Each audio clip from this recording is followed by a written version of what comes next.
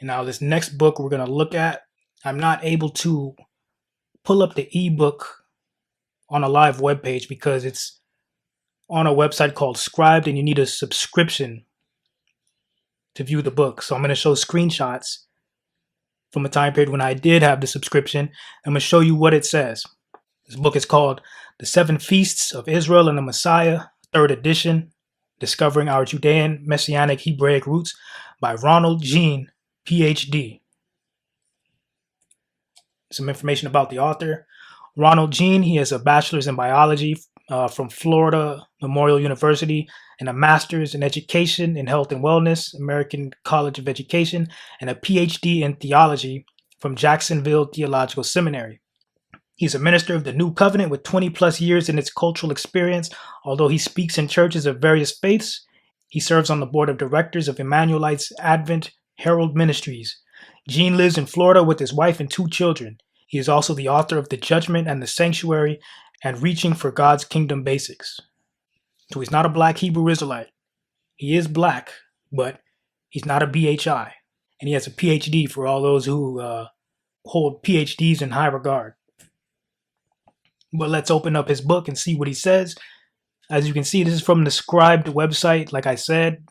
So if you want to get this book, or the ebook at least, you can get it from Scribed. I think they let you get like a 10-day free subscription.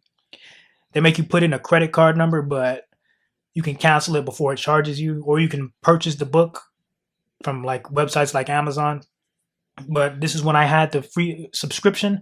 I took screenshots of the book, and let's see what he says. And as you can see at the bottom down here, it says page 198. I don't think that's the actual page number in the hardcover or paperback book, but it is at least on the ebook website. It says, what do we say about the Israelite kingdom in Africa, in Negro land? What do we say about those of that stock taken on slave ships to the Americas, West Indies, and Europe by force? In early 1747, a map of Africa's west coast shows a region known as the Kingdom of Judah, from which slaves were taken, sold, and scattered to the Americas. In the 1790 edition of the Memoirs of the Reign of Bassa Ahadi, King of Dahomey, by Robert Norris, a map was portrayed which was a direct eyewitness account by the English and French. On the map, they designated the town of Whydah as the country of the Jews. The town is called Judah or Whydah. The Portuguese call this town Ajuda. The people today in this town still pronounce their town in their native tongue as Judah. And he cites his source. Let me read that again. The people today in this town still pronounce their town in their native tongue as Judah. And he references his source.